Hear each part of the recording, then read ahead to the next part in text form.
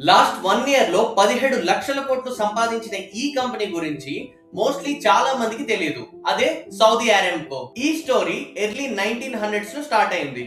ఎప్పుడు అంటే సౌదీ అరేబియాలో ఆయిల్ లేనప్పుడు, ఇండస్ట్రీస్ అండ్ ఇన్ఫ్రాస్ట్రక్చర్ లేనప్పుడు, ఇంకా గట్టిగా చెప్పాలి అంటే అసలు గ్లోబల్ ఎకనామిక్ మ్యాప్ లో సౌదీ అరేబియా అనే కంట్రీ ఉందని కూడా చాలా మందికి తెలియనప్పుడు 1933లో for the first time Saudi government ఒక చిన్న అమెరికన్ కంపెనీ అయిన స్టాండర్డ్ ఆయిల్ ఆఫ్ కాలిఫోర్నియాతో కలిసి ఆయిల్ కన్సెషన్ డీల్ ని సైన్ చేసింది. ఈ డీల్ మెయిన్ ఉద్దేశం ఏంటి అంటే సౌదీ అరేబియా కంట్రీలో క్రూడ్ ఆయిల్ ని ఎక్స్ప్లోర్, డెవలప్ అండ్ ప్రొడ్యూస్ చేయడం. ఇక అంతా హ్యాపీ అనుకునే టైంలో వాళ్ళు రియలైజ్ అయింది ఏంటి అంటే సౌదీ అరేబియాలో ఆయిల్ ని డిగ్ చేయడం మామూలు విషయం కాదని, అండ్ ఇది వాళ్ళు అనుకున్నంత ఈజీ కాదని. డీల్ ని సైన్ చేసి ఇయర్స్ అయ్యాక కూడా ఎంత డ్రిల్ చేసినా ఆయిల్ దొరకలేదు, మనీ వేస్ట్ అయిపోతున్నాయి, ప్రెషర్ బిల్డ్ అవుతుంది, అండ్ ఫైనల్ గా జనాలకి ఈ ప్రాజెక్ట్ మీద కంప్లీట్ గా నమ్మకమే పోయింది. సరిగ్గా అప్పుడే 5 ఇయర్స్ తరువాత ఇయర్ 1938 లో దమ్మం అనే ప్లేస్ దగ్గర వెల్ నెంబర్ 7 లో ఇంజనీర్స్ కి ఫైనల్ గా ఆయిల్ ఎక్స్ట్రాక్షన్ కనిపించింది.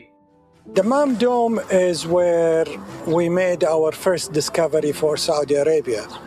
So for us, it represents the beginning of everything. ఇది వాళ్ళకి ఎంత పెద్ద మూమెంట్ అంటే ఈ రోజుకి కూడా ఇది వరల్డ్ లోనే one of the largest oil discoveries. ఇసుకని బంగారం చేసిన మూమెంట్ అది, అండ్ గ్లోబల్ ఎకనామీ మ్యాప్ లోనే లేని కంట్రీని సూపర్ పవర్ ని చేసిన మూమెంట్. అయితే ఈ కంపెనీ స్టార్ట్ చేసిన కొత్తలో ఎక్కువ కంట్రోల్ అమెరికన్స్ దగ్గర ఉండేది.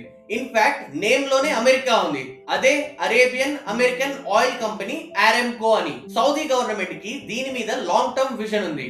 అందుకే కొంచెం కొంచెంగా మొత్తం ఓనర్షిప్ ని కొనడం స్టార్ట్ చేసి ఇయర్ 1980 టైం కి ఆరెంకోని మొత్తం 100% ఓన్ చేసుకుంది. అలా ఓన్ చేసుకున్నాక ఆరెంకోని సౌదీ ఆరెంకో అని చెప్పి రీనేమ్ చేసింది. ఇదేమి ఒక సింపుల్ కంపెనీని ఒక కంట్రీ కొనేయడం కాదు, ఇది ఒక strategic by to control entire global energy. So ఈ రకంగా ఆరెంకో సౌదీ ఆరెంకో అయింది, అండ్ లాస్ట్ 1 ఇయర్ లో 17 లక్షల కోట్లు సంపాదించారు.